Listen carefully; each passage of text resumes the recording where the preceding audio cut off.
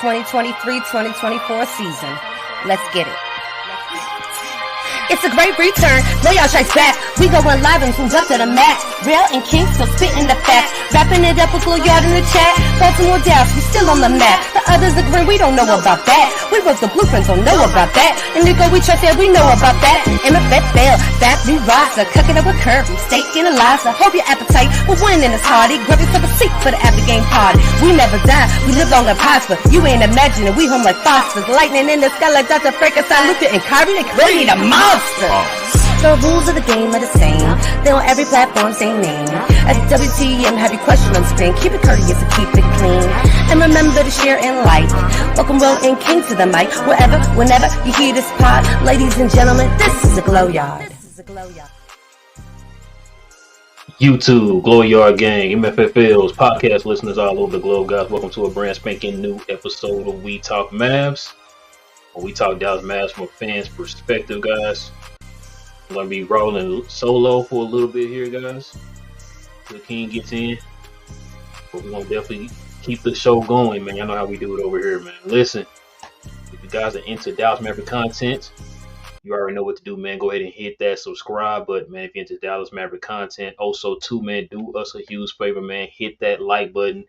If you guys are ready, more than ready for the playoffs.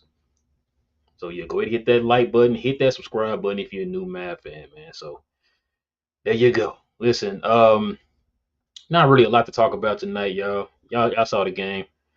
I mean, there's some things you can probably pull away from the game and talk about or whatever, but overall, it's not really a lot to talk about. So we're gonna probably change it up today. What we're gonna end up doing, we'll probably just bring up some members, man. We're just gonna kind of have a conversation, man. Just let us know what y'all think about this game. What your takeaways from the game, and hey, what are you looking forward to in the playoffs, man? Like, what are you expecting in the playoffs for this team as we get ready to go to the playoffs? So there you go, man. So we're gonna get that started today. Listen, man, before we do that, got to do something really, really quick here, guys. We gotta shout out to the sponsors of the channel. Before we continue, we want to give a special shout out to FANATICS for hooking the channel up with a personalized link for you guys and ladies to get all of your official NBA Dallas Mavericks merchandise and apparel.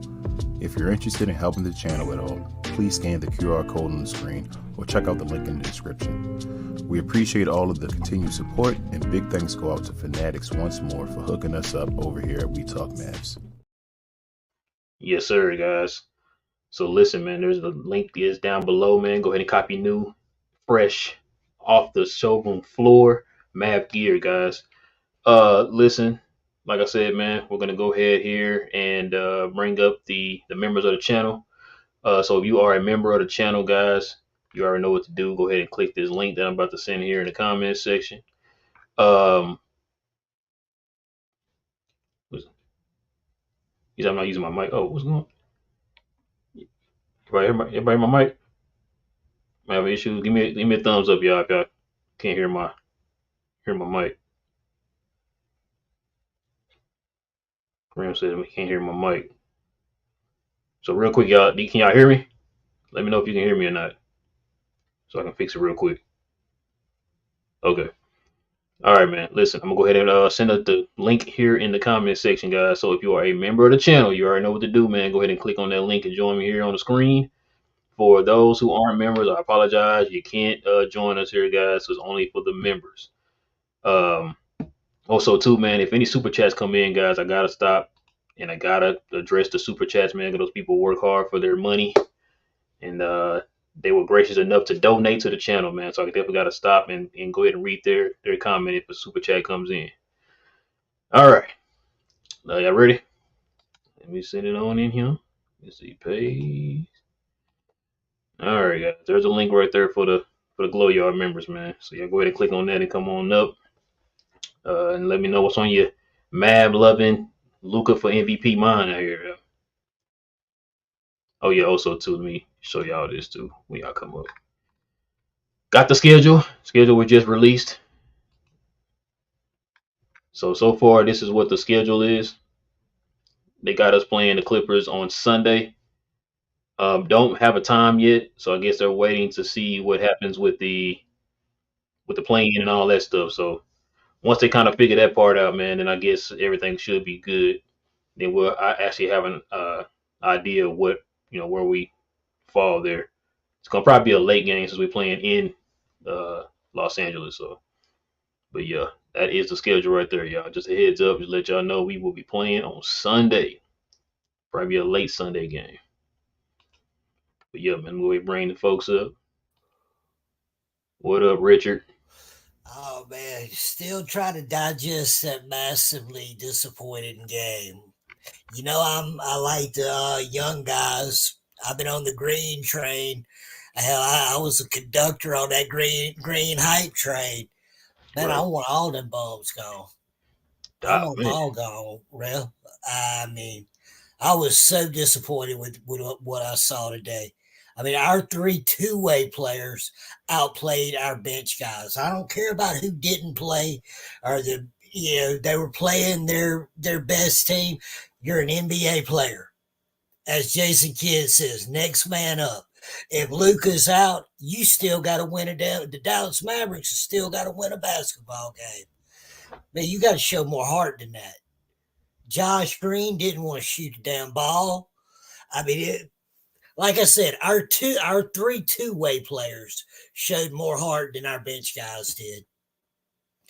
And that's kind of my takeaway from the game, man. I know you got more people you wanting to bring up, but yeah, I'm still trying to stomach and digest that game, man. I was disappointed.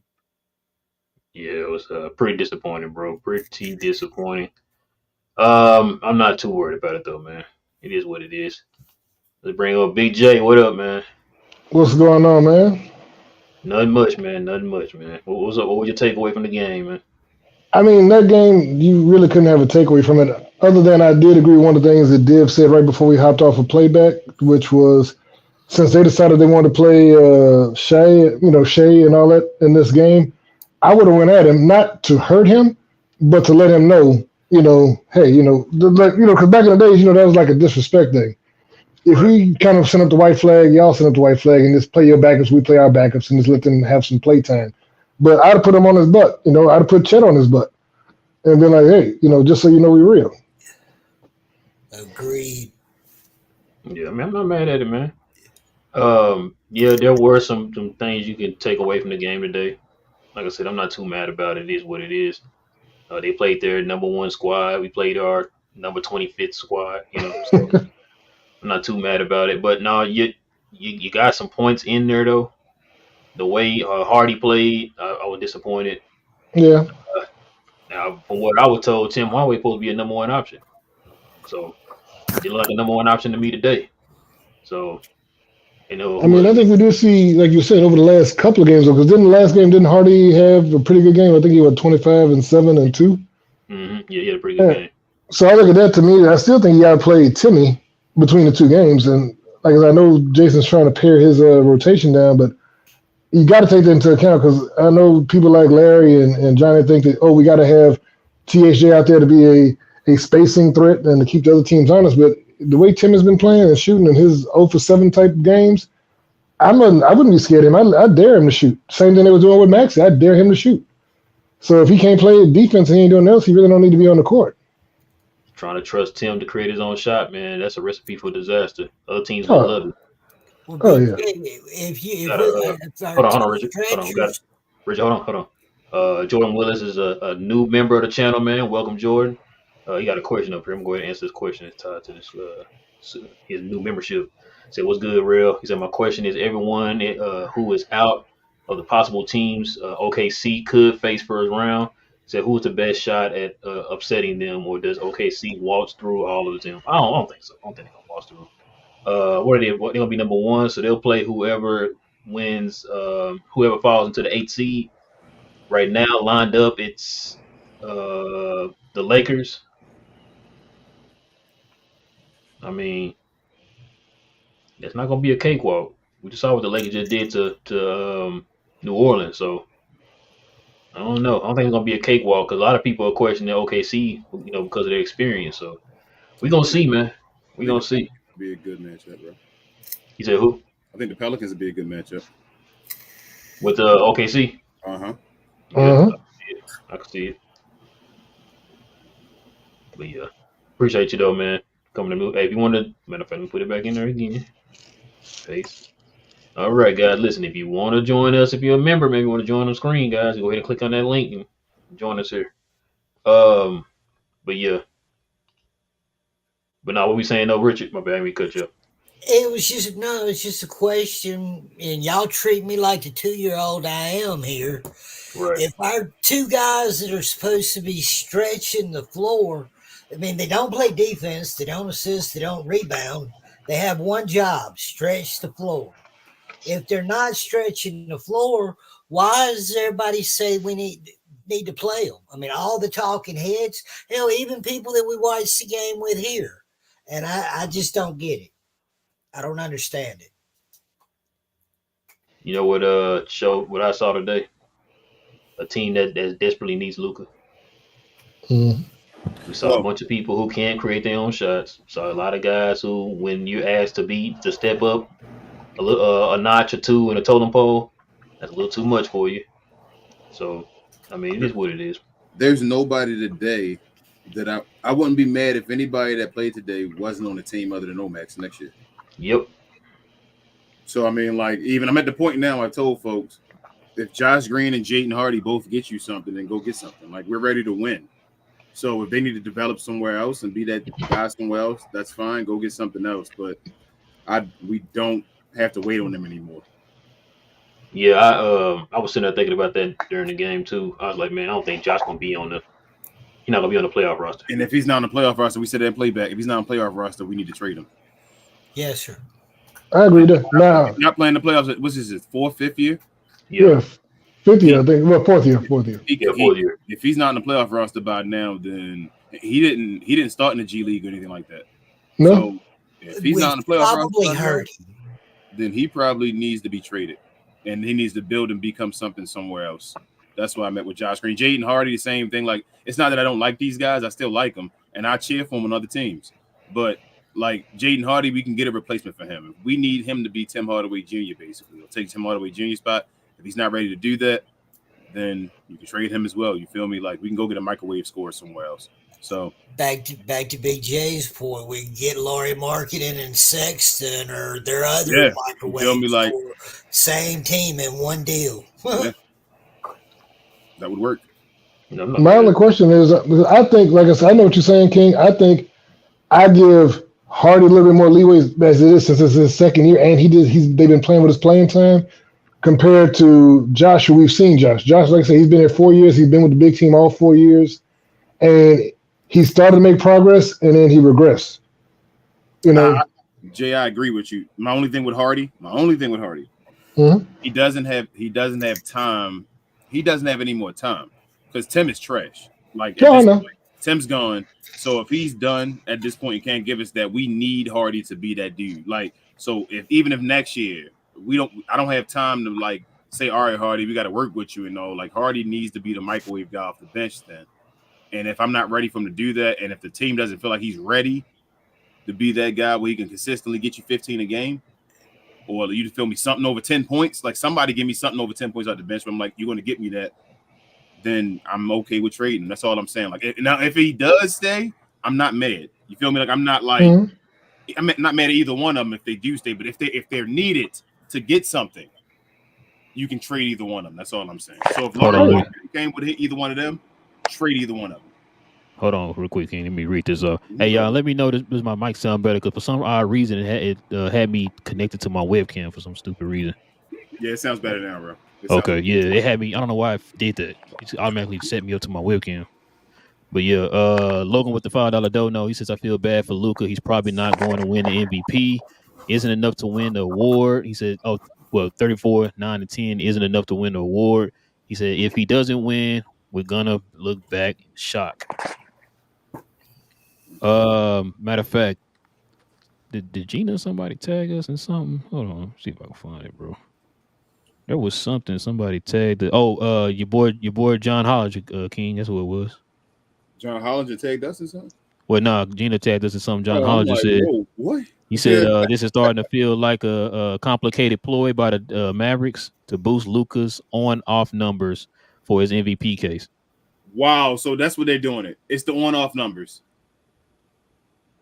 That's what they're trying to do. But Luka literally, bro, you know how stupid this is. So they say on-off numbers, like when we have our team, it don't affect the team as much. But Luka has won a bunch of games this year without Kyrie. So you saying somebody else is winning those games, and why can't they win games without Luka? But the thing is, ain't that what this is all about? Or they just want to they just want to fixate on the analytics because that's what Jokic is really good at. Yeah. When he plays with Kyrie, his on-off numbers aren't the greatest because Kyrie runs the second unit. You feel what I'm saying? Like it's like one of them are always on the floor. But Kyrie hasn't been here. We knew Kyrie was gonna wasn't eligible for awards and all before the All-Star break. So what is all that time worth? Hold on, y'all. Let me read this super chat. Professor Punk with the $10 dono. He says, "What's up, Relle and King?" Australian dollars. Yeah, Australian. Oh, okay. Yeah, the A in front of it, Australian dollars. He said, "What's up, Relle and King? I just want to give y'all some love to you and your team for a fun season. I'm so glad I found your channel and I feel like a part of your community. So let's go, Mavs. Much love. Appreciate you, Professor. Appreciate you, man. Yes, sir. But yeah, what's up, man? What up, Div? I said Div. Dang, where's Div at? What up, DV? What up, man? What up? What's on your Kyrie, Luka for MVP loving mind out here, man? What's going on? Nothing much. Bit disappointed in the Wolves, but you know. Oh my God, bro. I kind of expected it, and then when I went back and looked, the Suns have swept them this year. Yeah, I don't like that matchup if I'm the Wolves. They might go home. Yeah. Are you serious, man? Yeah. Suns have beat them all 3 times. You saying Suns against Denver in the second round? You saying we might see Suns in the Western Conference again? So I was told that Minnesota was the most unstoppable force in the West. I was told that number 1 seed mattered that much, but they just lost. Well, the number 2 seed or 3 seed just lost, and you said Minnesota said we'll rather Denver than Dallas. I mean, look, I'm told a lot of things, y'all. So it is what it is, right? This is why I also said I wasn't scared of Minnesota. Yes, sir. I mean, but bro, we already saw this when. I mean, we called this how long ago, King? How long ago? Before the trade even happened. That's what I'm saying. Remember, before the trade even happened, we said they didn't see us with Luka and Kyrie together. Yes, sir. I wanted to see them against Luka and Kyrie together, and Luka and Kyrie beat them without the trade package. Yep. And then remember the next game, I think Luka was out. Yeah, and I think Lively didn't play. Yeah, Lively didn't play. Yeah, Lively didn't play in that game. You're right. Yep. Yeah. The 1 week where we actually had Lively, Kyrie, and Luka, we beat them. Like all today showed me is that it just further solidifies how I feel, bro. I'm not scared of anybody. Yeah. Like this is crazy, bro. Like after what everybody saw today, man, how lopsided it was. Like the way New Orleans got blown out, the way Minnesota got blown out. Yeah. Who else? I'm still not worried about the Clippers. Like I keep trying to tell folks, I told TGK and them this the day we was out. I said, listen, there's a lot of whispers that people think that Kawhi might not even be ready for game 1 of that series. Those knees, bro, are really bad, man. There's a reason why he's been out for so long. Before they found out they were playing us, he been out. Yeah, he missed like the last 6-7 games. Yeah. And that's why I'm trying to everybody too, bro. Same thing. That's what I'm saying. Like people keep saying, "Oh, they're just sitting the Mavericks for the Mavericks." No. They didn't know they were playing the Mavericks when he was. Thank you. He was sitting out before the Mavericks, bro. Yep. Before the Mavericks. So I'm telling y'all, bro, y'all gonna find out. It's okay. Y'all gonna find out. I know everybody nervous. Oh, look what they did to us 2 or 3 years ago, whatever it is, bro. Okay, y'all gonna find out. Bro, that was 22-year-old Luke. I keep telling them. With Trey Burke and all them guys. Yeah, I'm gonna tell y'all this. Hold up. I thought everybody believed this though. We forget about this. If the Mavericks had a healthy KP, do y'all think the Clippers beat us that year? First year? Nope. Y'all forget about that one. That's what I'm saying. Why y'all so scared of the Clippers? They should be scared of us. Oh boy. Well, the first year, real talk. That first year we played in the bubble. If KP was healthy, we beat the Clippers. Yep. I really believe that. That's really when I started. Like, I really kind of changed my mind on KP at that point, bro. I was really mad at KP. It's like I just feel like you just cost us the opportunity here, man. I wasn't in the bubble too, because I feel like, bro, that bubble was probably the best chance at that time for Luka to get a ring, bro. It was, but he was just hurt though. That's what I'm saying. Like, so I didn't get mad at that. I got more mad at the second one, with KP being trash. What you talking about, man? He was 13 and 5. What are you talking about? I know, man. KP was trash. KP was awesome in the bubble. Like, KP was on one. That second year though, he was trash. Yeah, that 13 and 5 was nasty, man. When he ran on a fast break and then stopped at the 3-point line and bricked it. Yep. He was allergic to going to the paint. 7'4", right? 7'3", something like that. Well, is what I was told. He stopped and pulled up from a 4-3. So what y'all got the series going, fellas? Let me start with you, Richard. What you got it going, man? I said 5 way back a little while ago. I'm gonna stick with that, with Kawhi or without. Okay. What you got, DV? I was saying the same thing. That's what I said on the PGK show. I said 5. I see us taking one on the road. You ain't getting one. Let me cut back to Dallas. I'm not taking that last one. Okay. Got some confidence. Okay. What about you, Big J? What you got? Like I said, I've always said no less than 6. I mean, no more than 6. I think we'll knock it out no more than 6. Okay. What you got, King? I'm going 5, bro. Ooh, I like that 5. No Jason Kidd. Yeah, Mavs in 5. They better not let us win both of the first ones.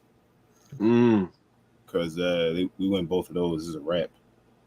Like, this could be ugly. This could be Michael Jordan, Detroit. Bro, we get game 1. I'm gonna tell y'all right now. It's on. It ain't happening. I'm telling you, with the team, you do not. The Mavericks can't get the lead of the series, but we take home court, it's over. One of the best road teams in the league too.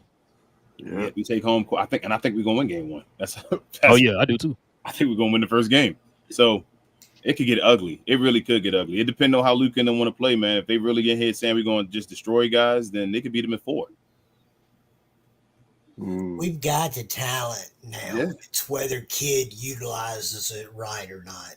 And if he doesn't, he's got to be gone too at the end of the year. Real talk. If Luka plays like Luka played, right? Like Luka plays in the playoffs, where he basically doesn't have a bad game, we're gonna win like every game, y'all. Like, I'm not worried. Like, I get worried when Luka have those bad games. You feel me? Like, what we gonna do and all that. Now with this team, when Luka has a good game, bro, if he's playing like he normally plays against the Clippers in the playoffs, and they're gonna make the game easier for Kyrie then, and other guys we're gonna destroy them. Can't wait. They better double. They started doubling. I can't wait to see all the reactions because I'm seeing a lot of people saying it's going to be a long series. It's going to go 7. They started doubling last time we played them. They were doubling with Kawhi. I was watching it saying, man, I'm watching Kawhi ask for a double on Luka. Bro, I'm still trying to sit here and figure out who's going to guard Luka. You know they're not putting Kawhi on Luka. Kawhi can't, especially off an injury. Hell yeah. No. Paul George. But Paul George probably got to be their number 1, though. You feel me? Like, so that's what I'm saying. Like, everybody think about us. I'm not worried at all about matchups. They need to worry about it. Like, people were asking who's going to defend who. We got the guys to defend who. If Kawhi's hurt, all they got is Norman Powell and Paul George. But who else are you worried about on their team?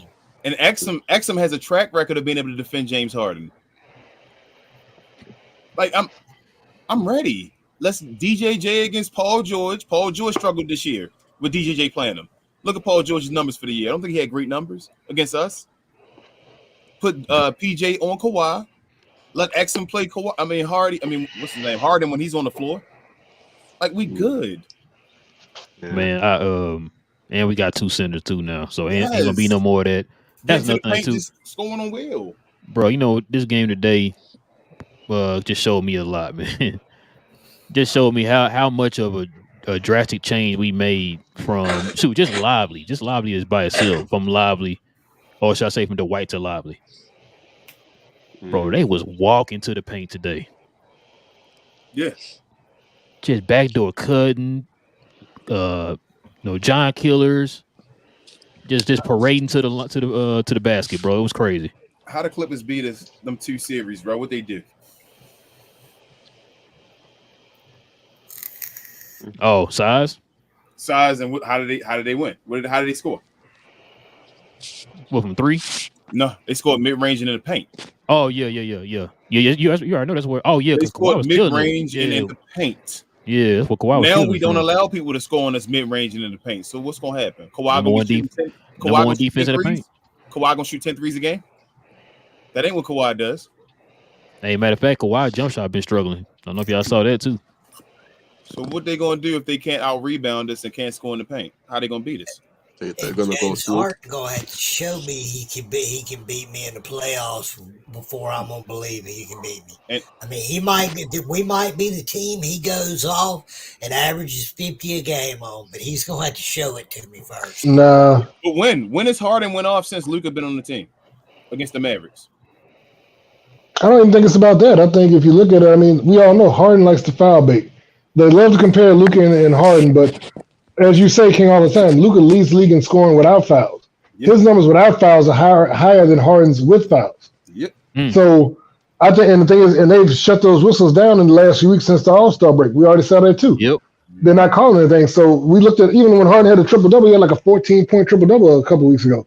That's not going to do anything when you have Luka still putting up 30 to 40 points and then Kyrie putting up another 27 points. Yep. Bro, they have no. I don't think they got a chance. And my thing is, even when they went small, their small ball lineup worked because even with Zubac off the floor, they still were bigger than us with the small ball lineup. Like, what's the name? Batum and them was bullying Dwight Powell and them. Like they couldn't compete with these dudes. They can still get whatever they want. They can't do that anymore against us. I'm not worried. We should out rebound them. What they gonna do? Who gonna get rebounds for the Clippers?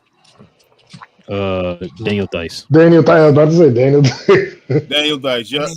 Maxey, if kid's got to go to the small ball and he wants to use Maxey as a center, okay, that's fine. But you got to split his time up with PJ on the small ball lineup. You can't let Maxey run a whole quarter on a small ball lineup. He can't hold up for it. I really only want Maxey to play small. I'm gonna tell you there's 2 times when Maxey should play small ball 5, and it's only 2 times. Only. One time is if our guys are in foul trouble. So both of our guys somehow in foul trouble, like one of them got to miss time getting hurt or something like that happens with one of the guys, something going on. The other time is if for some reason we losing, like something not going on and we losing, we need to adjust that way. Jason Kidd do not need to adjust down to folks. If the Clippers are getting destroyed and they go small, don't then go small. That's not how you destroy them. You destroyed them being big. And I feel like that should be out of our advantage against most teams. And if Jason Kidd plays it right, we shouldn't have to go small with Maxi Kleber. That's why I'm glad he did what he did against Miami, bro. He stuck to his guns. It's like, yo, you're a big team. Utilize it. Yeah, just be big, man. Logan with the $5 dono, he said, I know Mavs beating Clips because there ain't no way in bleep Luka loses to the same team 3 times, and Luka hates this team. Luka about to average 38, 10, and 10. Jesus. And then we got another one. I'm with you, Logan. I'm with you. I like the confidence. Hold my latte. He's a Glow Yard member with the $5 Canada dollars. Says way off P, Russell, West Clank.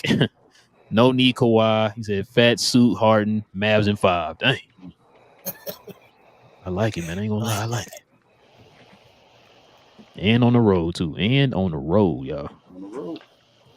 You saw that thing I was showing you the other day when they were talking about, we talked about it last night, but when they were comparing the 2021 team to this team, and they kept saying, like, they were comparing, they said, we have nobody like, what's his name? Oh, Dodo.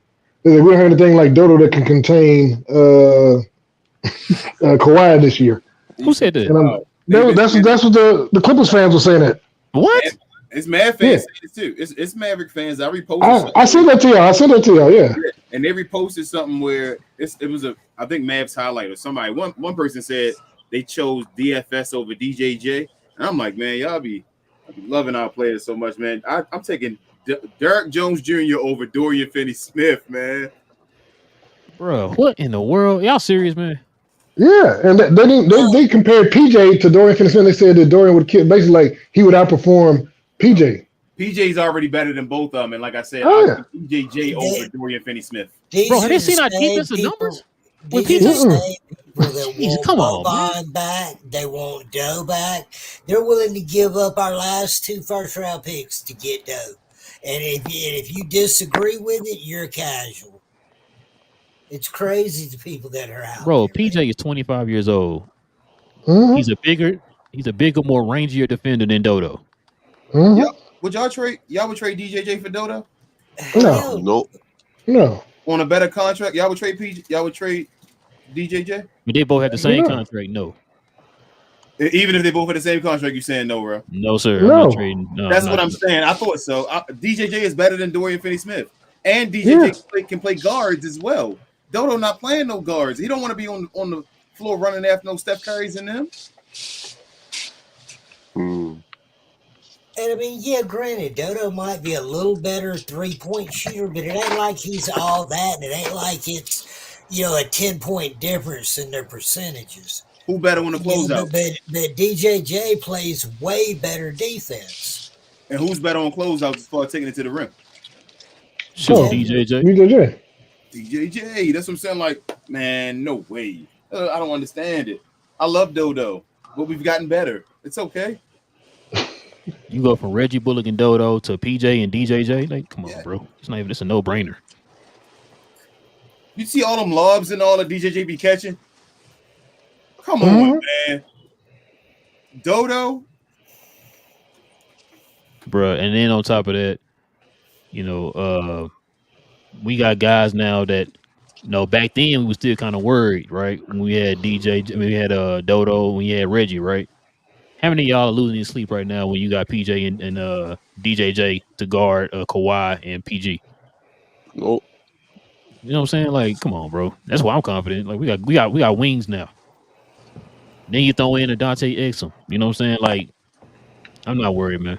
Isn't everybody that's going to play in the playoffs, other than Luka and Kyrie, is a defender, right? Yep. Pretty much. Like, think about it. Everybody else that's going to play, other than Luka and Kyrie, is going to be a defender unless Tim Hardaway Jr. plays. I mean, I got to be honest, Maxey isn't a horrible defender. I mean, Timmy's the only one that really doesn't play defense at all. Except for Tim. If Tim makes the cut, he's going to be the only one that doesn't play defense. We're going to have a bunch of – before we had nobody to throw at him. Now we got if it's 8-man rotation, 6 guys to throw at him? Okay, we got to get in the building. Hey. What up, Larry? What up, Larry? What's going on, guys? How y'all doing? Much, man. Hey, I was over there at We Talk Hawks, man, before we started. Man. Let's talk about some real basketball right now, because obviously my team don't want to play it. Yeah, man. I feel like you guys got I think you guys have a distinct advantage against the Clippers. But it all depends on if I just feel like that Luka abusing either Harden. I know they're gonna try to I think they're gonna try to switch and get Harden on Luka. You know what I'm saying? I know PG is gonna start on him most likely. Probably. Because they don't want Kawhi spending that energy until the fourth quarter. Yeah. So most likely PG is gonna start off. Okay. This means that PJ Washington has to abuse Harden. You know what I'm saying? Because they're gonna put him on them. He has to abuse him in the post, or when Harden come in, try to swipe at the ball and playing off, try to help double team Luka or Kyrie. They have to put him in the blender, and PJ has to come up. I really think that PJ I think the difference in this is PJ trying to slow down Kawhi. If PJ get in foul trouble, you guys are in trouble. you're definitely in trouble, and you got to watch out for that whistle. But the only thing though about that, Larry, we're fine with the wings right now. Like All right. we got Maxey back in his natural position. He's not playing out of position or whatever, right? Yeah. He's actually a backup four, Yeah, and he's been thriving at that position, playing the backup four. true. PJ does not really foul a lot, so we're not worried about that.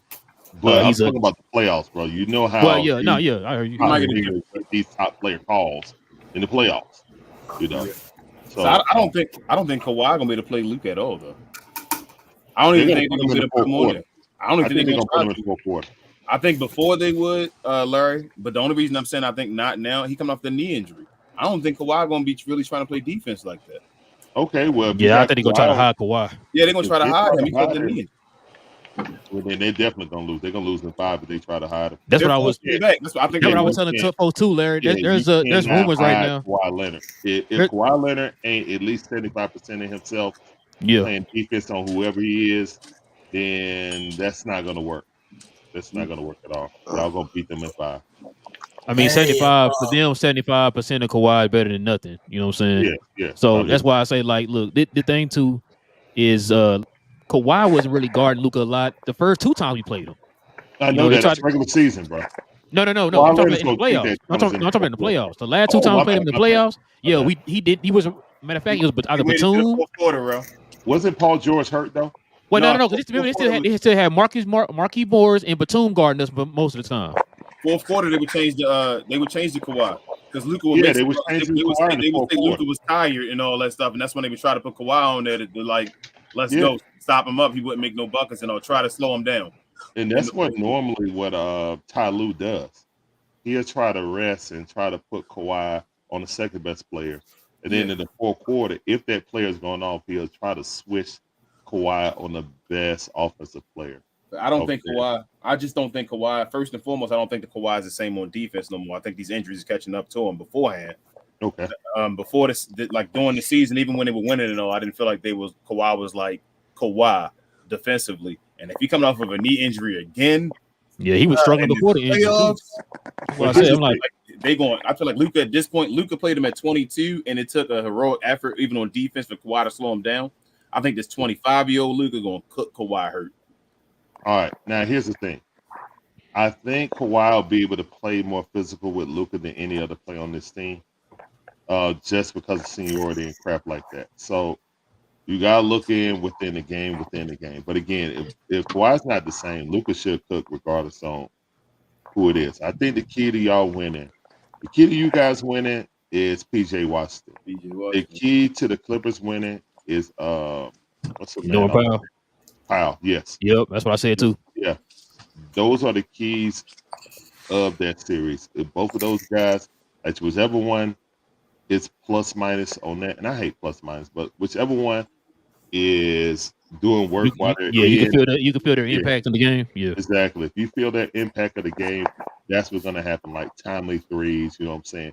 Timely steals, blocks, you know what I'm saying, helps on the backside, all that dirty work stuff.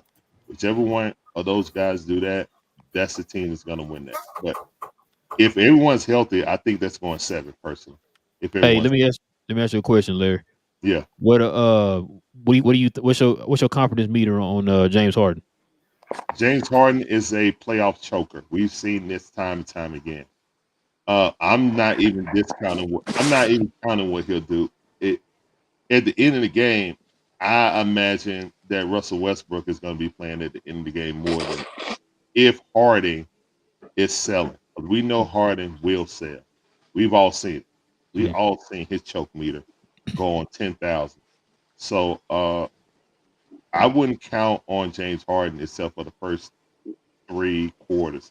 That's how I would play him. You know what I'm saying? That playoff heart, I know that Russell Westbrook got playoff heart. I have not seen that out of James Harden except for one season of his career. Other than that, no, I haven't. So if they got to depend on James Harden rising to the occasion, then they already lost. You know what I'm saying? But I feel like regardless with PG and Kawhi, healthy Kawhi, I think this will go 7. I think you guys win. But if Kawhi is like 75%, y'all win about 5 or 6 at the I'm worried a little bit about Russ too, bro. On the low. That's what I was waiting for Larry to talk I'm worried about Russ Like because Russ will give you heart. It's gonna be a problem, bro. Russ focus and attack the basket and trying to get to the free throw line. He's gonna be a problem for you. Russ might win him a game off effort. Team too. Yeah, he might. He's one of those guys that can win a game off of effort. Off of 150 in one game and actually being on when he's on 150. That's what I'm saying. Like if James Harden come in there and start choking, Russ could come in there and give him the energy. You know what I'm saying? Pumped up, go and dunk on somebody, and one start rocking the baby, and the whole situation. Like, see, here's the thing. The Clippers aren't gutless like the Suns. You know what I'm saying? Y'all take their heart, y'all spit it out and kick on for and smush it. You know what I'm saying? They not gutless like the Suns. You know what I'm saying? They got playoff pedigree. I mean, mostly with Kawhi, but again, I think it all revolves around that. I think you guys are more talented up and down the board, youth-wise. But it's just that, you know, youth versus wily old veterans. You know what I'm saying? It's going to be a good series. I think out of any of the first series, I think that's going to be the most competitive out of the series. I feel like it should go 7, but if Kawhi isn't really healthy, y'all should win that at 5 or 6. You know? That's probably why they got us playing. They're gonna probably end up having us play like the last game of the day. Oh yeah. Because of that reason you just said. What up, Ben? We should be on TV every game though. What up, Ben? What's up, guys? How's it going? Great, for the 10 pick. Phenomenal performance tonight by the lads. Great win. And yeah, what can I say? I mean, obviously, Omax was pretty much the only reason I watched. I will say the other reason I watched was to see. I think I said earlier, but Josh Green. I just wanted to see if he could do something. You know, just prove something, show something. Because like I'm getting to a point with him where like he's so inconsistent. And I know Coy wasn't happy with me earlier when I said this, but because he's so inconsistent, I know he hasn't played in a while. I know he's been injured and such, but he's been. I think he's actually regressed from earlier seasons. I remember, you know, we had a Josh Green who was shooting really efficiently. He like in his first couple of seasons, he was a plus minus god. I mean, he would come on and he would be our best plus minus. He would always be doing hustle plays. He'd be great on defense. Like I'm not seeing that anymore. I don't know why that is. He's just not the same guy. And like. I guess earlier in the season he's hit some decent corner threes in certain clutch time, but not consistent enough for me. And today he was just a negative all round. He was just bad at everything. And the thing is, when you're playing alongside, to be honest, like guys who are playing for careers, so G Leagues and stuff, you really got to be standing out for me. And he wasn't doing that. And you know, obviously Tim, we don't even need to get into it. Probably everyone said their piece on that one. I can't see. You talking about the number one option, Ben? You talking about the number one option? That's all right. Number one option, Timmy, out there today, and you know he was absolutely god awful, man. God awful. Hey, DV, close your ears for this one. But y'all, the number one thing I'm worried about on this team for the playoffs, I ain't gonna lie to you, Kyrie legs. Bro, why you gotta bring that up, man? I'm just keeping it real. I'm knocking on wood, man. I'm just keeping it real. That's the number. Bro. If Kyrie legs stay right and he can stay good for playoffs, we good. Damn it, King, come on. I'm just keeping it real. You want my opinion? Don't put that out there, bro. Man. That's the only thing. I don't think about none of that till you just put that out there, man. It is with Kyrie in the playoffs, though. Stuff, little nicks and stuff happen. Weird stuff usually happens to Kyrie somehow. It happened with the Celtics. Crushing my hopes and dreams, huh? I'm not trying to crush your hopes, but I'm saying if Kyrie stays healthy, if we held him out and he stays in the best shape of his career right now and only in the third prime, and he makes it through the playoffs, I don't think people can stop us. I really don't. Man, damn it. So hold on. If y'all win the first round, who do y'all play against in the second round? OKC or Lakers or whoever went out the Lakers and OKC and all that stuff. I don't know if y'all beat OKC. Oh my goodness. I don't know. Larry, if you want to put a little wage on it, let me know. Unless it's my team. So I don't care if y'all win or lose. So I'm not definitely won't put no money on. I'm more confident that won't go 7 in this round than this. I'm telling you. I feel like if they get past 5, I'm mad. Okay. All right. I don't trust Chet in a big moment. Like, I think they're too SGA heavy. If you guys can slow down SGA, you definitely got a chance. But first, you got to beat the Clippers. I just feel like that's either going to go 5 or it's going to go 7. It's not going to be no in between, to be honest. Like, you guys blow them out. They're too old. I'm They telling start their rebuild. Or we destroy these teams, Larry. all right. Ever since that trade, We end them. No, we end organizations, man. We've been waiting to end the Clippers organization, and if any team gonna end them, it should be the Mavericks that put them out. Finish it. And the last time we played the Clippers, really, we were up 3-2. We were up 2-0 and then up 3-2. If the Clippers let us go up 2-0 in this series, they're not coming back to make it no 3-2. Oh no, they're not the Suns. I don't. dang, he keep bringing the Suns. He keeps shouts at the Suns. I like it. I'm here for it. I'm saying though, man. Like, come on, man. If they let us take 2 in LA, they're not coming back to make it no 3-2. It ain't going 7. Larry, let me ask you a question. Yeah. What's your opinion about Minnesota, bro? Minnesota, I don't trust Big Cat like I don't trust Harden. I don't trust Big Cat. We got a lot of Atlanta Hawks fans that want to get Big Cat. Yeah, you said Matt. Yeah, like, but not just Matt, but it's a lot of Hawks fans. I mean, it'll be an upgrade, but again, I'm just look, man. I've seen Big Cat do great in the regular season and not show up in the playoffs. I've seen him.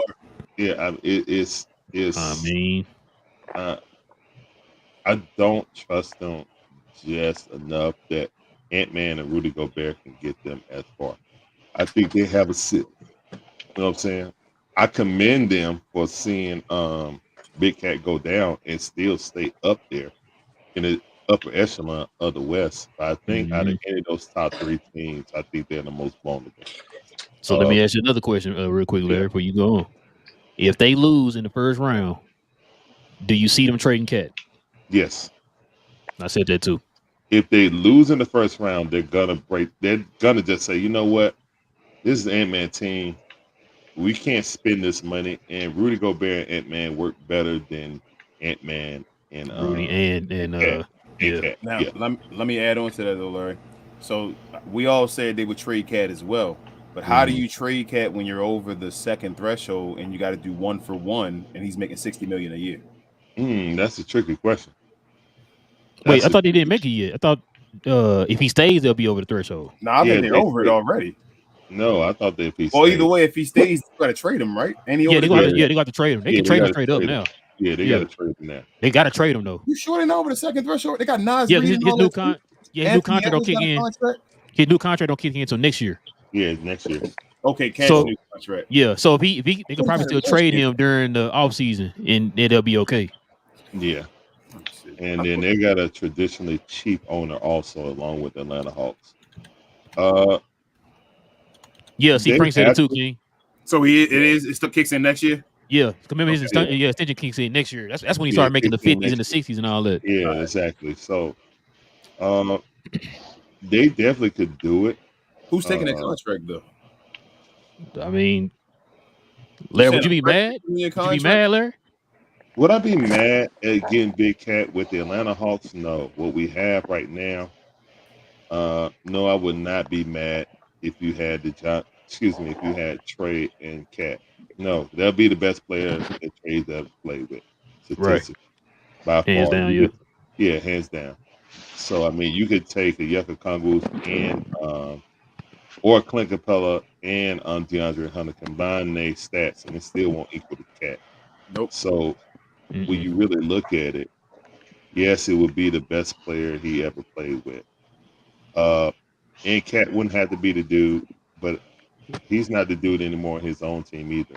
If he makes $60 million though, shouldn't he be the dude though? Like, geez.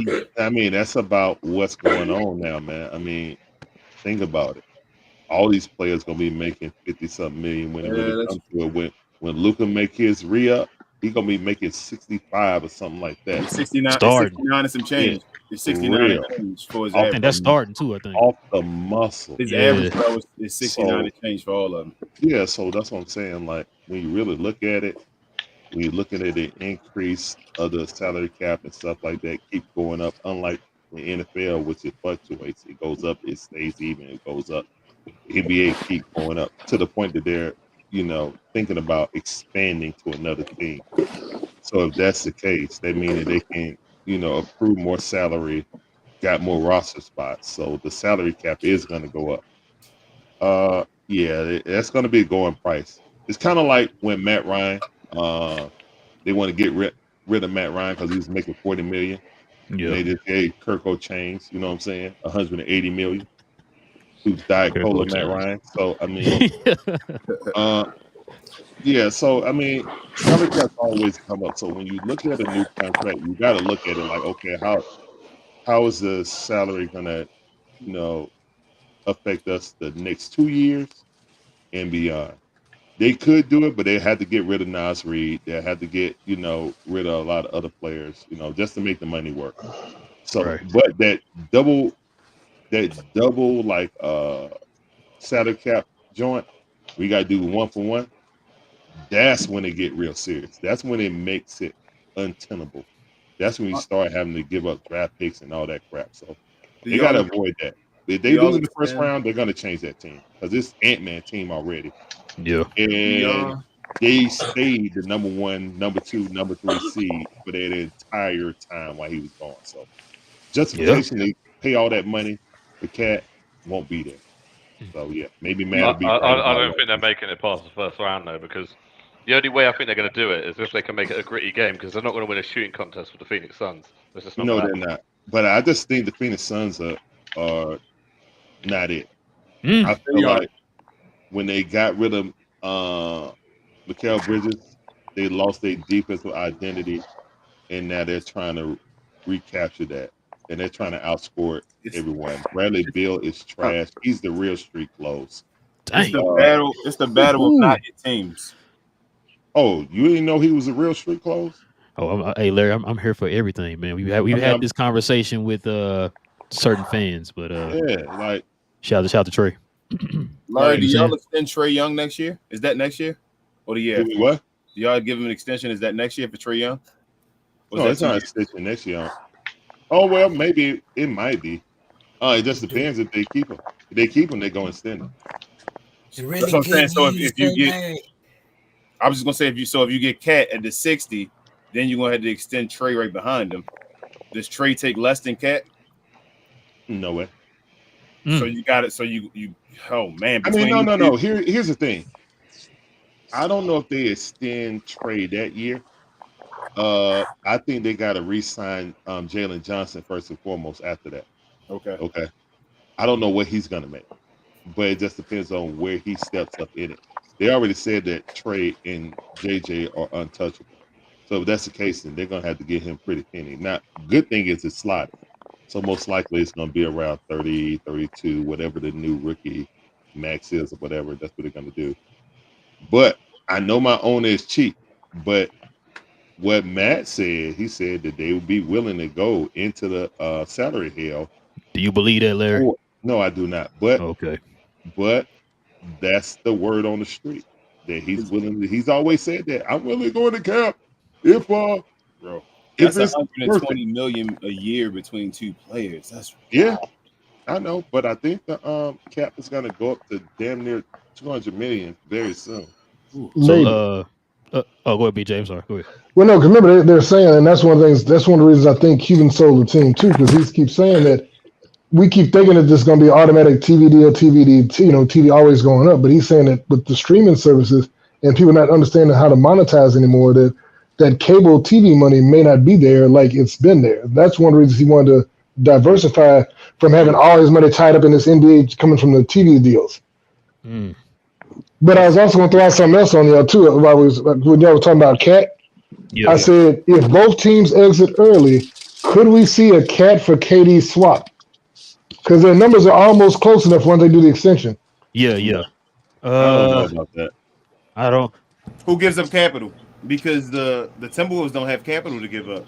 No, neither does the Suns either. That's the thing. Neither one. Y'all think the Suns will give up KD for Cat though, straight up? But if a younger dude, you get a younger dude. He is. Yeah, he's best friends with Booker too. He's not going to change. He's not going to like sway the nothing moves as far as the needle. You feel me? Like. Nah, I don't think they'd do that, man. They gave away too much. They gave up the future to get KD. If they give up KD, they're gonna do it to like rebuild. And You know KD what I'm saying? still doing all that. Can't do that. They can't do that. Where they messed up was on street flow. That's where they messed up. Yep. Oh man, they got that dude, and he still had that no trade clause in his contract. Yeah. That was stupid, bro. Yeah. Shout out to Washington, man. They smart for that one. Yeah. Washington got up out of there. It was like, man, let me get rid of John Wall II. Right. Bro, did you see the comment Professor said? Oh no, what he say? He asked. Oh yeah. Oh yeah, right there. Yeah, we still doing post games after every playoff game, Professor, just like we do with the regular games. And then the Fridays probably the same way. Yeah, still doing the Fridays same ways. If the game fall on Fridays, we'll do the members only post games. If they don't, I'm we'll looking do for a new coach. I need a new coach. Well, what you mean, man? Give him time, bro. No, I need a coach. Hey, from what I was told by Matt, just give him time. You know, him and Landry, they need time. That's all. Time. Hey, what you about to say though, Richard? You trying to say something? My bad. Oh, I was just gonna say for Larry and any other fans of any other teams out there, it ain't all bad because with the cap and that all teams are facing, I'm expecting a lot of movement after the end of the season. Mm-hmm. When draft time comes around, I can think of at least 4 teams that they've got to make a move whether they want to or not, or their teams have no future. Yeah. What was that list that Joe read off to us? It was like 9 teams going to be over the second threshold. And Minnesota's going to be one of them if they don't move Cat this offseason. Oh, wow. Which is why I think, like what you said earlier, Larry. Matt might be right for one time. Oh, what you say, Richard? I'm just saying whether it's a star player or a bunch of bottom end players, there's a bunch of teams that are going to have to make hard financial choices that they might not want to do, but if they want to continue, with any type of future and not, just literally be screwed, they're going to have to let people go. Yeah, remember that report that came out? Minnesota's one of them. Yeah. Yeah. Frank asked me a question. He said, Larry, what would you want in return for 100 shots?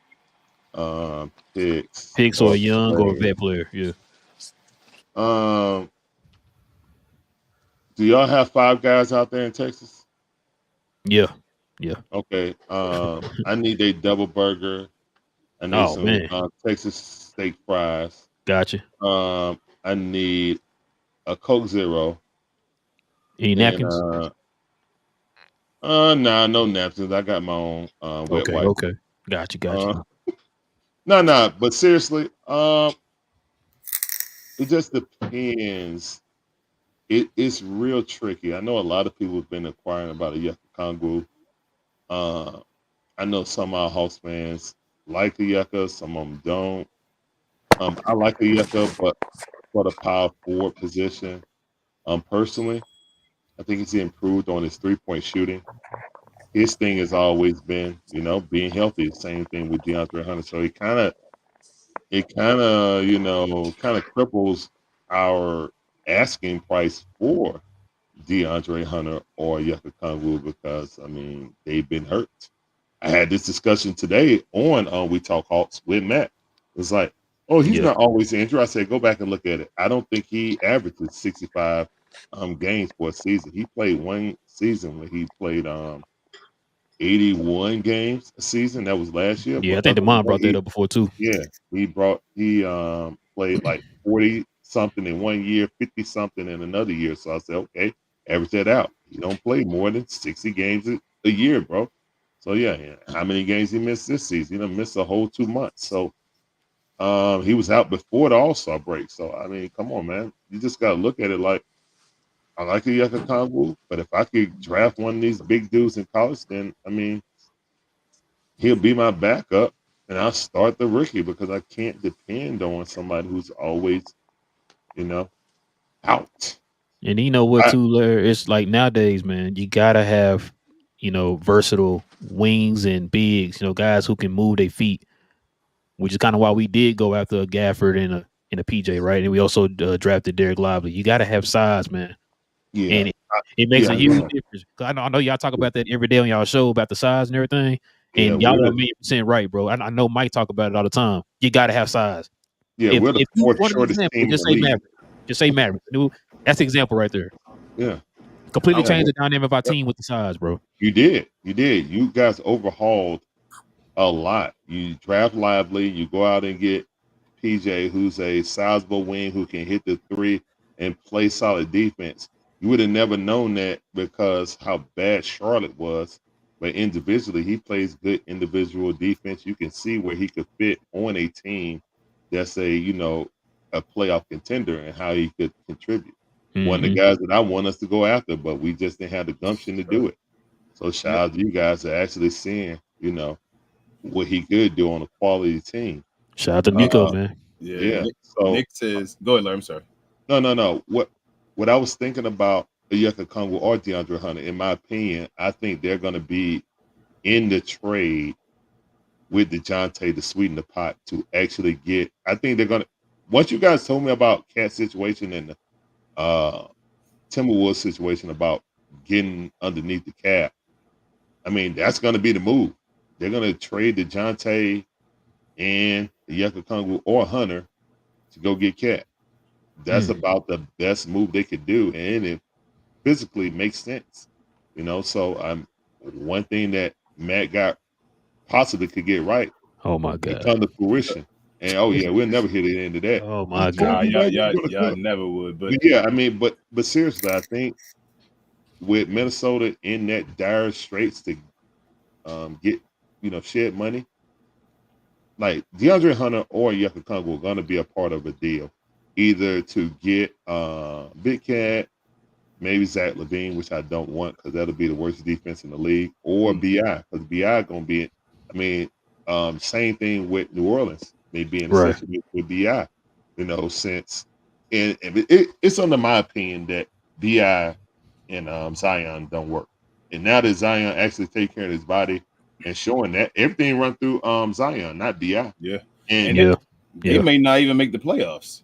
Well, the reason why they even were playing better because Zion run the point. Zion get the ball. Yeah, point Zion. But after all this, though, they still may not make the playoffs. That's wild. Yeah, so if it don't work, there'll be more reason why they might come off of BI. So again, I don't think DeAndre Hunter or Yucca Congo are going to be traded individually. I think they're going to be a part of a package, most likely with DeJounte Murray to move off that. I know New Orleans need a point guard. I know that that Conley, I don't know if Mike Conley's going to come back. So DeJounte Murray would be an upgrade from Mike Conley. You know what I'm saying? He's on his last leg. So moving into the future, that could be an option also. But yeah, the Hawks, they did well by not trading DeJounte for just fish heads and rice. And that they could possibly, do something with him. I don't think the GMs respect Landry at all, though. Jesus Christ. Oh, go ahead, King. Let me read this, bro.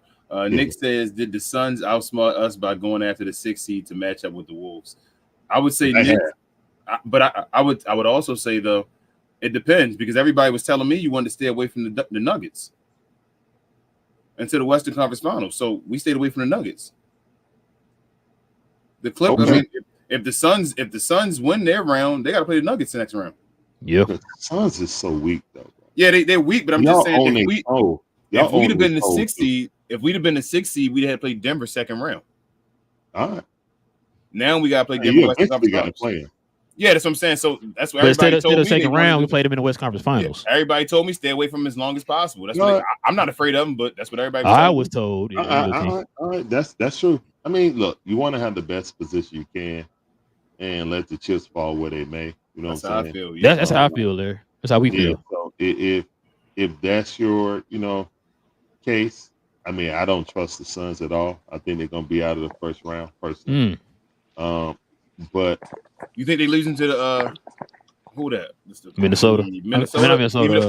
Yeah, it is Minnesota. Yeah. Even though they swept Minnesota. They swept Minnesota. You still they're gonna lose Minnesota. They swept them though. What is it going, Larry? What is it going?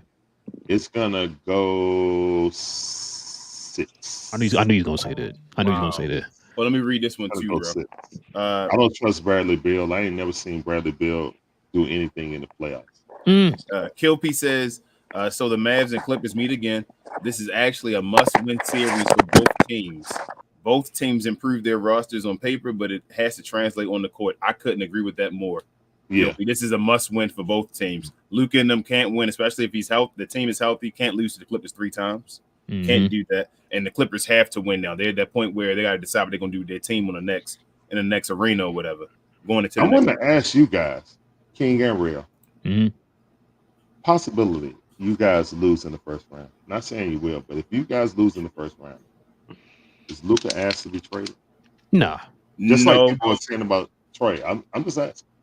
No, because Luka wasn't supposed to be even in the play-in this year. Allegedly, before the season started, that's what they were telling us. So this is still the best team around him. I don't think, truthfully, if we are healthy, I know it's like we got to watch it. It got to play out. I really don't expect this. If we lose this, I'm mad. I am mad. It's not like the Clippers are a good team and it's going to be close and all that. I really think we should beat the Clippers, and I'm mad if we lose. Yeah, if we lost, I mean, well, apart from some unforeseen like injury or circumstance like that, I'd be really upset. If we lost full strength to these guys, because the thing is, like they're like you said, they're not the same team, and like this is the team when we had Boban Marjanovic at center, and we had Trey Burke scoring points. Tim is your second option, and Tim is the second option, and we were taking these guys to 6 and 7 games, and we didn't have a center, man. We didn't have like proper players. Like now we've got like actual players who, because the one thing like we've seen in the last 20 games in particular since the trade deadline is even games which we would have usually lost, like last year, the year before and such, right? Those games, even when we're not shooting particularly well or playing particularly well, we still win. We still win. And like, because we could literally do this thing where we just switch it on and all of a sudden they cannot score. And I obviously understand you're against, 4, top 75 Hall of Famers and stuff, but these guys are all old, man. These guys, and to be honest, I'm very suspect of, I think even if Kawhi plays, I think he's not going to be 100%, and he's going to struggle, and he's had struggles like this year. He's played probably the most games in a season that I've seen him play for a long time. So I don't think, I'd be very upset and disappointed if we lost this. Ben, do you think, I'm going to ask you the question I asked Relle earlier. Do you think read that off real quick first, King? Oh, I'm sorry. Master Fame. Hey, shout out to Master Fame. He's a YouTube member now. Appreciate you, Master Fame. Yes, sir. Guys, but Ben, the question is, do you believe back the first time we played the Clippers, 2020, if Kristaps Porzingis was healthy with that team, that we could have beat the Clippers? I think so. I mean, I think the problem with Kristaps Porzingis is he said even in his own interview that he wasn't really he was jealous and he didn't really kind of play the right way. I think you said it. I can't remember who said it actually. It may have was you or Relle or someone said it. Like he looks really good now, but he's been healthy for a while since the Wizards. He was never properly healthy for us. He was constantly street clothes, right? Oh my God, it was me. I said to you. And even when he played, we would try to play him in positions which don't suit him. He's a good 3rd/4th option. He's great there. That's where he fits. He's not a second option. He attracted too much attention, and like we also kept trying to play these plays where he would insist on playing. Because when people say, "Oh, he never got the ball," man, we were forcing shots from him all the time. My God. We were giving him the ball, and he would try and post up, and the guy was weak, and he couldn't push anyone back. So anyone that's got even guys who are like much smaller than him, but they were just a bit heavier, a bit stronger, he would try and post them up, and like he just wouldn't go anywhere. And it's like I'm gonna give him a little bit more credit, bro. I think that first year. That first bubble year, I think KP was nice. Yeah, like, no, in the said playoffs, KP he was a number 2 on that one. On that team, that team he came out with I feel like 30 in one of the games or something like that. Yeah, remember he averaged 30 and 10. And then that game he got hurt or whatever. And then he was gone. Like KP was actually scoring against the Clippers. They couldn't stop him at first. And then he got hurt. Like I really think we could have won with KP that series. KP was on one. He made all bubble second team, averaging like 30 and 10 during the bubble. Yeah. The only thing, like I said, man, even when you was we first got together, King, you always heard me say I got sick of talking. You used to bring it up on the show, like, wait till KP come back or whatever. And I just got tired of hearing that. It's like the part that made me mad about KP is like, for one, he was not consistent. 2, he could never stay healthy. And then when he got back, it took him a while to get back into a rhythm. And then once he got into a rhythm, he got hurt again. He can never. And then all we heard was wait till KP come back. Wait till KP come back. Wait till KP come back. I got tired of that, bro. I'm like, yo, you supposed to be the number 2 option.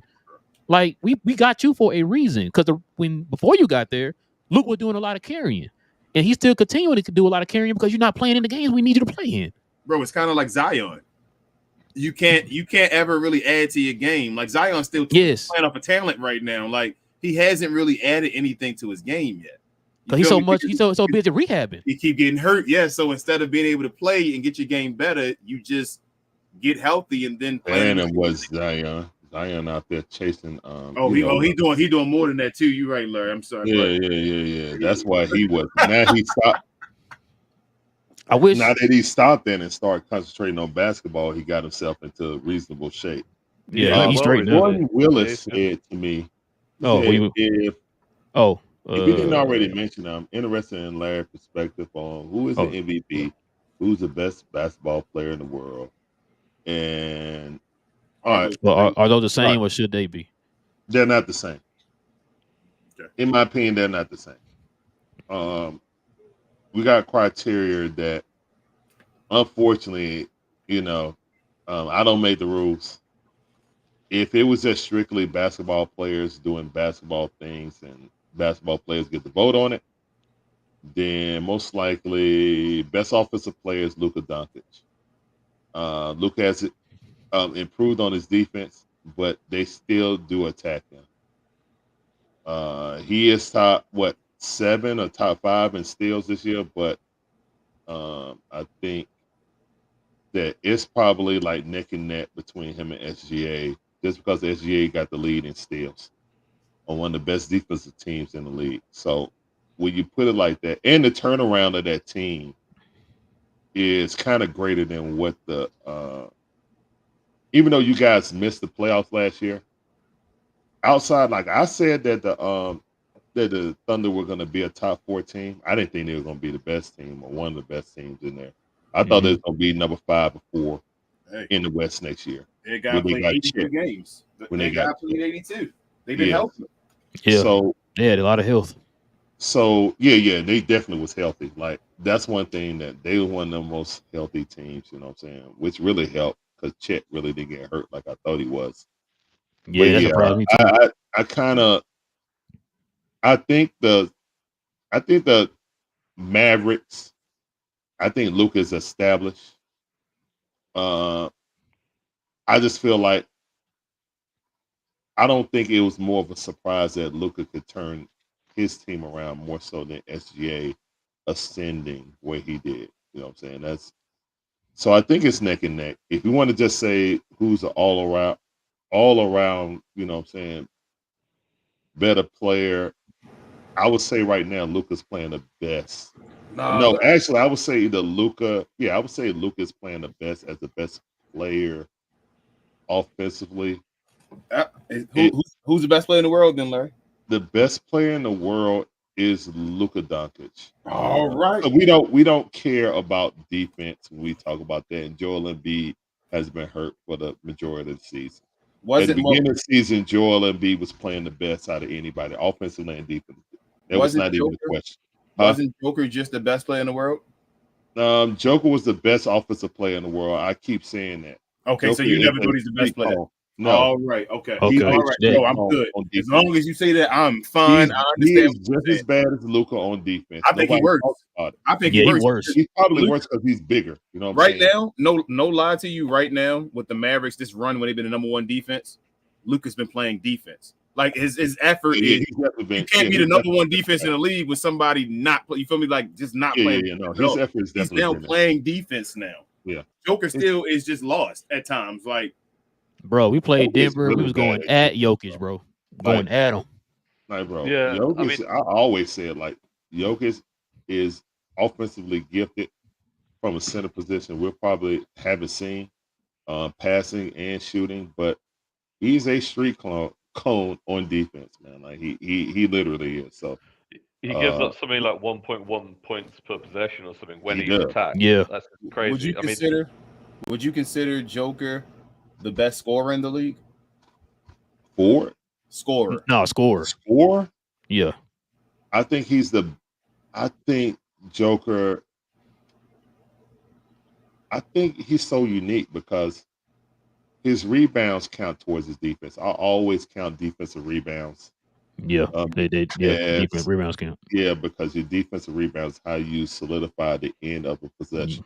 Yep. But they've been calling him the best scorer in the league, though, saying like I seen a list. Oh, no. He's not the best scorer. No, he's not. He's not even top 5 in my book. He never even averaged 30 before in his career. He's the best.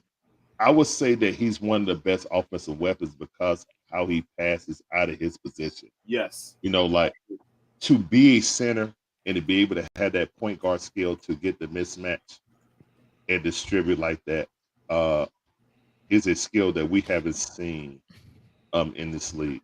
But to the same point, you can't be the best offensive player when your dominance depends on you diming up everybody all the time. Like I can see Luka go off and Luka will casually score 30 and you won't even notice it. You know what Luka gets more people involved and scores like 10 more points.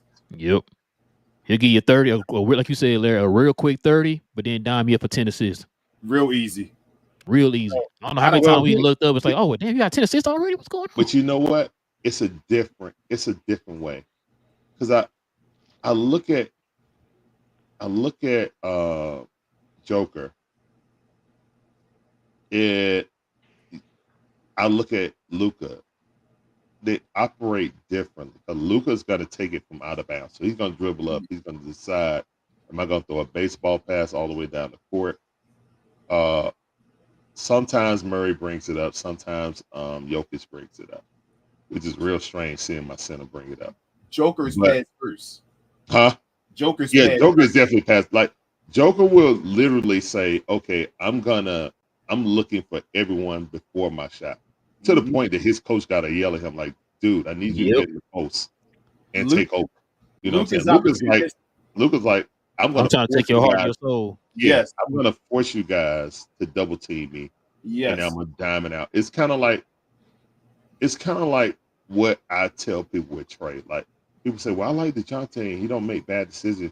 I say, yeah, but when you see an elite passer and you notice passes, like that's one thing that I would say, like, okay, I didn't see a random logo shot, but you know what I did miss? I missed those nutmeg passes, no look, threading the needle between three people that move the defense one way and pass the other way, and having the gravity. That's another thing. Like Luka has so much gravity to his game that everyone is looking towards him. That's why PJ Washington is so wide open. He's never had as many easy shots. Nope. You said that before. He's never had that many shots. Luka's precise. Luka's precision. Luka looks like he's trying to do whatever the best play is to have an advantage. That's what Luka does. So Luka brings most of the time it's going to be him because he's the best player in the NBA. Like so, most of the time it is Luka go score a bucket. But if it's anything, you make any adjustment, his mind is already I can make this move, make this pass across there, however it needs to be. Like it's just different beasts, man. But I don't think I personally think Giannis a better scorer than Joker. Now he's not more skillful than Joker. No, he's the better scorer than Joker. No, he's not. Yes, he is. Ferdinand the Bull. Yes, Ferdinand the Bull. He put his head down. No. He's a better Ferdinand the Bull has the Euro step. That's it. He ain't got no moves. It don't matter about the move. You're saying skill again. That's no. Skill is still. So there's a lot of folks. There are guys that Giannis Antetokounmpo gets helped by the referees by not calling the upper, under, and walk, which they don't even call anymore. If you take 2 steps, stop, show the ball, step under, and but he gets the help. That's a walk. Larry, but he gets the help. I'm going off of what he does. So even if he gets the help, this is what he's allowed to do. So he's allowed to score 30 points. I'm gonna do this. I'm gonna give you an example. Who's a better scorer out of Shaq and Steph Curry?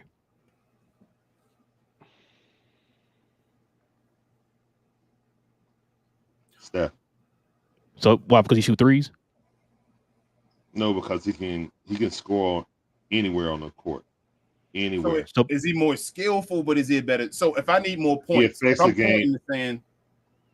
you're Shaquille O'Neal, okay, all right. Depending on what Shaq you get. Talking about LA Shaq or LA? just in general, the thought of Shaq. LA Shaq. Okay, yeah, just LA Shaq. If you're saying if everybody just remember LA Shaq, then yes, LA Shaq. Okay, LA Shaq was probably the most dominant person I ever seen outside of Jordan. I would say that example though, just because I know exactly what you're Orlando saying. Shaq, Orlando Shaq was fast, more athletic, but he the reason why, But what I'm saying, just hold on a sec. What I was going to say is, I understand completely what you, King, what you're saying in terms of like this. Joker has more ways to score, but like in terms of a dominant scoring way, like if you have one way, but it always pretty much always works. Yeah. Why wouldn't you just do it? Like Shaq is top 10 in scoring all time. But I also get what Larry is saying, and what I would argue is, and I completely get what he means about the kind of doing the Euro step, and he gets help on those travels and sort of just barging through people because he does. And yes, it does give it to him. But the thing is, one rule change could nullify a lot of that offense. And the thing is, if you pack the paint and you've got a sizable big in there, right? Because I mean, let's be honest, Giannis is going to score. Regardless, right? At some point in the game, he's going to score. He's probably going to put up 28 points or whatever, right? But is he going to put up 28 points? You know, in say for example, on every single person in the league. Whereas Joker can put up if he wants to. And I think Joker is a little bit overrated at this point. Don't get me wrong, and that's crazy to say at this point, but I think Joker can still score on pretty much any level you want, and he can, if he wants to score, he can score. Do you see what I mean? Whereas Giannis, if you pack the paint and you had like big bodies in there and stuff, and he wasn't getting the calls, he would be nullified. That's what I'm saying. And, so Ben, AKA the Miami, or just let him score. Yeah, I understand what you're saying as far as So Ben, you're correct, but like, so my thing with always that conversation is why does Joker get the if he wanted to? He doesn't. You feel what I'm saying? Like Joker, we literally played him. He scored 16 points and 11 points against us. So if Giannis is always getting 30 or 28 or whatever like that, like Joker sometimes creeps under 25. Like he'll be like, I'm fine with doing this at times. Yeah. So how if they didn't allow Giannis Antetokounmpo to take 15 seconds to shoot a free throw, then he would average. He takes about 8 free throws. He makes about 5. He averaged 30 points this year, so he would about 25. He gets the most 25. Free throws in the league. Actually, he gets more, but he'll be at 25. He's not got the most makes because Shai Gilgeous has the most makes, but he actually gets the most attempts. Giannis will be if he misses 5, he'll be at 25, which would be probably still more than Joker without his free throws. That's all I'm saying. Like, Joker makes his free throws though. I can't count that against Joker makes his free throws. But I'm saying if you take away free throws, so he still made 5 free throws. All I'm saying, if they actually did the rule like it's supposed to be, 10 seconds, call the rules like the NBA is. Oh my God, man! Don't get me started on. You're right. They changed the rules. I agree. They do change the rules. I'm just rules for the player, for that player. But he has the rules though. 2 games. I do national games too. I've seen 2 games where players get called for 10 seconds. Never seen it on Giannis again. Why? Because TNT complained. Why are you calling it on Giannis? He's a star player. You shouldn't do that. And that's what they do too much, man. The star player favoritism BS need to stop. You know what I'm saying Is Stephon Marbury a better scorer than Giannis? Is Stephon Marbury a better scorer than Giannis? Heck no. He's more skilled than him. He's not a better scorer. Guys, why is Joker? I've got the perfect question. Okay, I've got the perfect question. Hold on, real quick. Ben, hold on. Give me 1 second. You gotta read this. Hold on, Ben. Go ahead. Logan with $2. I had it up here for the longest. Logan $2 don't know. He says, who would be the X factor? Exum, PJ, or Gaff? Gotta be PJ, man.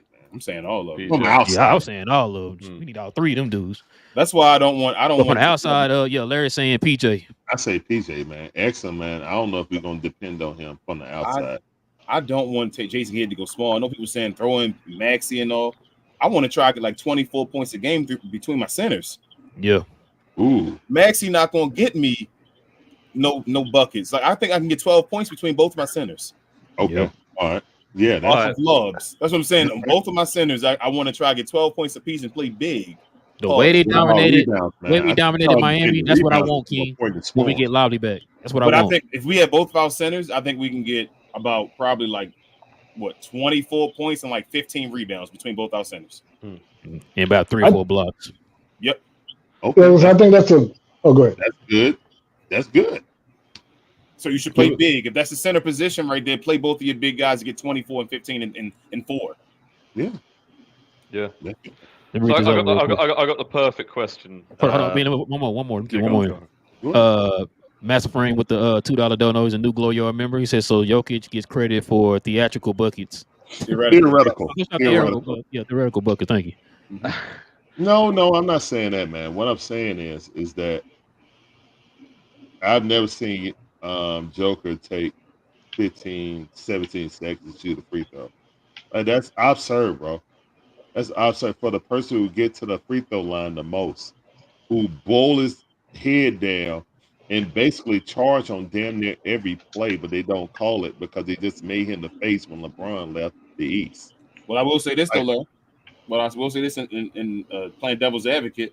I've never seen a guy push in the back so many times to get rebounds and all, because really Joker shouldn't he definitely 12 do that. rebounds a game. He should have probably like 5 rebounds in the game.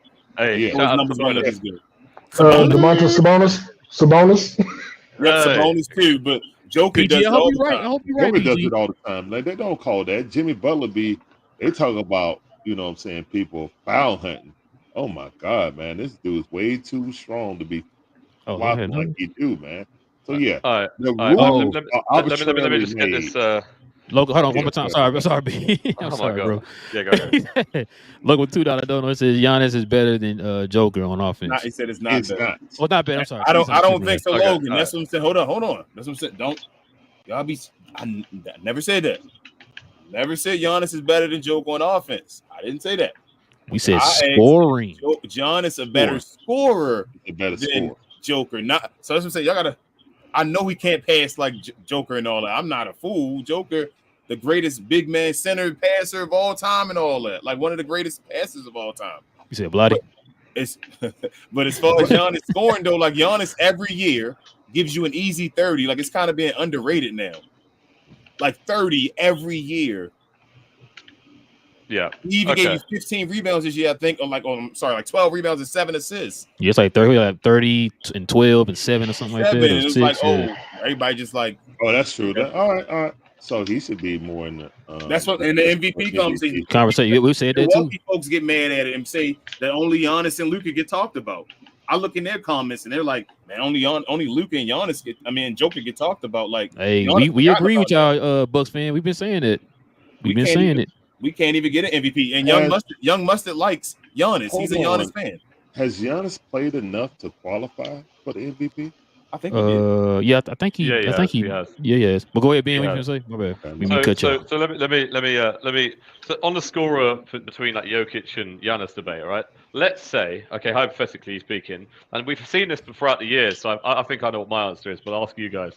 If you took away the point guard from their team, so you took away Murray from Jokic and you took away Dame, let's say, from Giannis, right?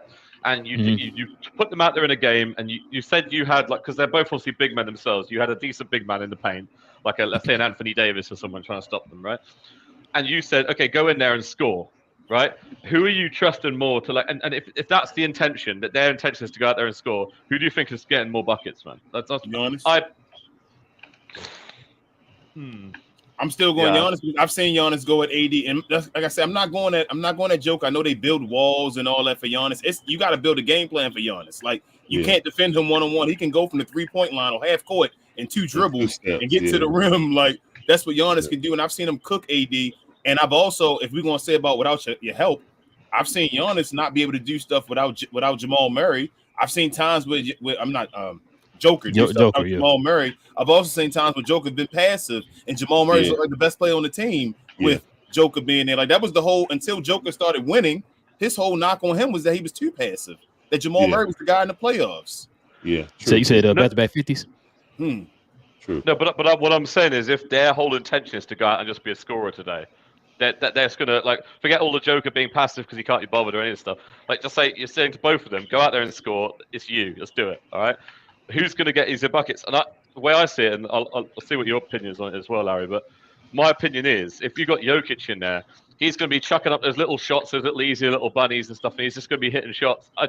And I think it's just going to be harder for Giannis without it. And when Giannis has played without Dame this year, he's actually lost most of his games. I think they went towards the end of the season 1-7 You know, in terms of when they didn't have Dame, and so I just don't know. But that's a Hey, y'all. team chat. That's Hey, not before really y'all go on, I'm gonna head out because me and the Miz got something we got to do here, y'all.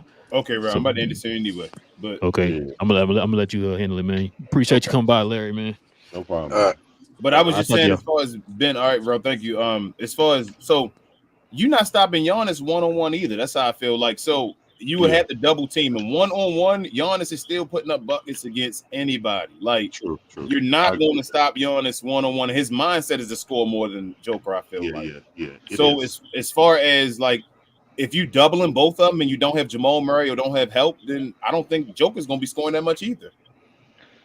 What I'm saying is, I'm not saying either of them are going to score as many as they usually do if they had those two players playing. What I'm saying is, who's going to do better in that situation? And I think Jokic has proven he would score more buckets in that situation if that was his intention, to go out there and just score.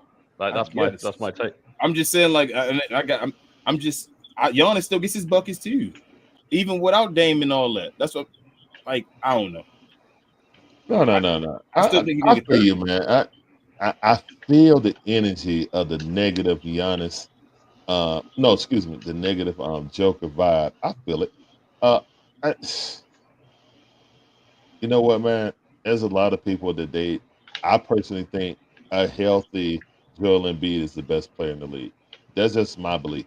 And I understand that he's skillful enough to be the best player. My only issue with Joel Embiid is the playoffs. As far as the skill, he was the most dominant player in the NBA this year before he got injured. I think his injury is worse than anything because I mean, even when we beat them, he was still averaging like 30 something against us. You know what I'm saying? It's just a combination of him not being able to last, and he needs someone else to help him. You know what I'm saying? Like he was carrying that team hard, but no one else would step up, and we took advantage of that. So I mean, if Joel could just have some kind of help, you know what I'm saying? Hopefully Magic can do that for him. But again, I mean, Ben Simmons, the rise and fall of Ben Simmons was tragic. You know what I'm saying that dude right there just turned into mental mush. I think the year against y'all, I feel like he played probably the best I've ever seen him in the playoffs, and Ben didn't help him out. That year I feel like the year when he lost to Kawhi, I feel like he didn't go off like he should have. Yeah. And then, like I said, last year he didn't go off. James Harden was helping win some games, and he wasn't going off. And I know injuries are part of it, but he came back. No, I'm talking Joel. Remember when James Harden was playing last year? Yeah. James Harden started playing hot, and then Joel came back, and then he wasn't that like dominant. I know his injuries coming back, but I'm like, at some point, I got to hold him accountable for not being able to be present. You feel me? Like the best ability is availability. And if we get to the 82 game series and we get to them games after them 16 other ones that we got to win, and you're not available, at some point I got to hold it against you. You feel me? Oh, you have to, man. I mean, he came in the league, missed his first 2 years. Missed 2 years, So I mean, you have to. And that's why my thing with Joel Embiid asked some good questions. What he said? Go ahead. Where you at? About the Hawks, how I feel. We got to make it to the play-in. What's his name? What's his name? So I put on the screen for you. Hold up, where is it? I just lost it because the screen went down. I had it on there. I think his name was. Hold up, I lost it. Oh well. Go ahead and answer it. I'll try to find it. If you remember. He asked about what did I think about Atlanta versus in the play-in if we make it out against Boston. How do I feel? This right here? Yeah. Frank. Well, unfortunately, I was hoping with that butt cutting we took today, man.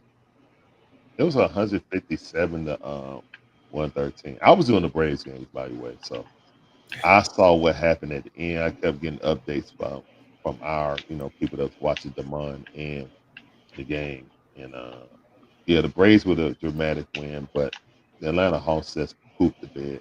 If they could have beat them, you would have beat them getting confidence. So if you played them in the 7-8 game, I think they beat Chicago. I don't know if they beat Miami or Philly. Whoever come out of that, I'm just not sure.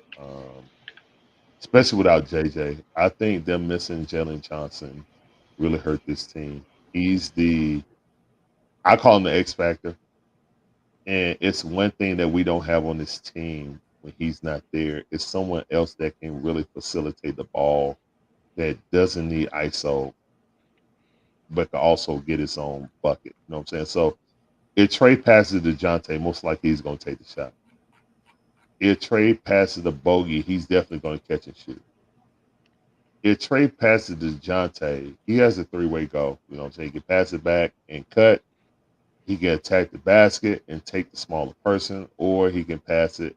If he draws another defender, he's a good enough passer to get it to the open person to get another shot. DeAndre Hunter can't do that. So without Jalen Johnson, I don't know how we make it out of the play-in, aka the Atlanta Invitational, because we won it 2 years in a row. You did.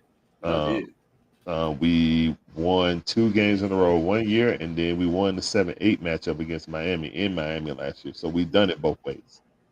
But without Jalen Johnson, I'm not sure how I think we can beat Chicago in a close game, but I don't know how we beat Philadelphia with Joel Embiid. If they lose, I don't think they lose the first one. And I don't know how we beat Miami. We just get out-coached in that game. So, do you think Miami is all that though? Because I mean, I understand that obviously their coaching's probably the best in the league, but do you see them doing a similar thing to what they've done last year and sort of previous years? I just don't know if they have it in them again. Yeah, I personally think the Bucks are vulnerable in the 3-6 matchup with the Pacers. The Pacers have beaten them, I think, 2 out of 3 this year, or 3 out of 4 this year. So the Pacers are licking their chops. The Knicks got the number 2 spot.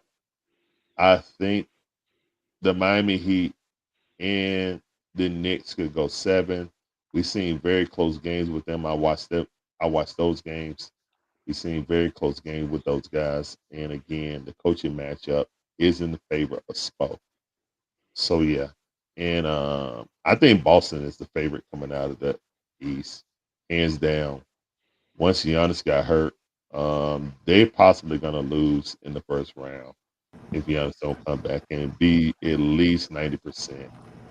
They already lose to those guys. Like Indiana has their number. Yeah, has their number. So they beat them 4 to 5 times. They might be going out of there, man. Like they made a calculated risk and they backfired. Dame Lillard is horrible at defense, and everyone attacks him. He's a defensive liability, and more so when they talking about everything what they say about Trae Young, they need to slide that thing right to Dame Lillard, because that's why they messed up their team chemistry when they got rid of Drew Holiday. So that management up there really screwed up, and they know they did. You know what I'm saying? They swung for the fences. Dame wanted to come play with Giannis. Those two are friends, and sometimes that stuff just don't work. So I think it's Boston's to lose. If Boston lose this, then they're gonna blow up the team. I say the same thing. Yeah, absolutely. Boston don't lose. Same Boston thing. lose before they get to the finals. Yep, they gotta blow that team up. They're say gonna the blow same the team up, and Stevenson is gonna lose his job. Yep, but because that's forced Ime Udoka out. I appreciate everybody being on the show. Yeah, that's probably gonna be it. I'm gonna put everybody behind. Thank you, Larry, for joining us. Big J, DV. Definitely check out Larry of the Dixon Way. Follow him on all his medias, YouTube and everything else, y'all. The Dixon Way, _Dixon_way. DV, appreciate you. No problem, Larry. Always appreciate you. Ben, thank you, man, as always. And Big J as well, man. I'll put y'all backstage. And let me see. Give him a little We Talk Mavs, little thing by myself because we're not here. But I guess I gotta do all that little mumbo jumbo, y'all. As far as ending the show, I guess it's a regular show. So thank you everybody that watched the show. If you're new to the channel, please subscribe to the channel. And also hit that like button on your way out, y'all. We had a few people that watched us today. It was a good show. Thank everybody for joining us. Also want to give a special shout out, I guess, to our sponsors before we get off the show. I heard us talking about it a little bit earlier, but I'll let y'all say Playback.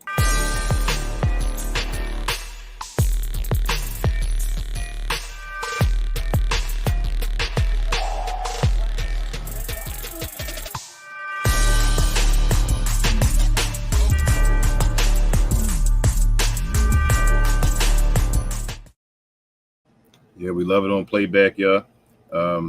That's about it, man. Like, join the channel if you haven't already. Hit that join button next to the subscribe button to become a member. Be able to talk on the panel. So if we do members only Fridays, we usually have our shows in the morning for members. But if we don't, we do members only post games. We're able to come on stage with myself and Relle and brag or even vent about the game, depending on what happens. But other than that, y'all, follow us on all our socials, as Relle would say. Also follow him on his other channel. He's trying to get to his first 100 subscriptions or subs, I should say.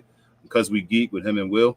Shout out to Will as well. They talk about all things comic book, geek, nerd activity, whatever you can think of. They talk about it. But follow him there.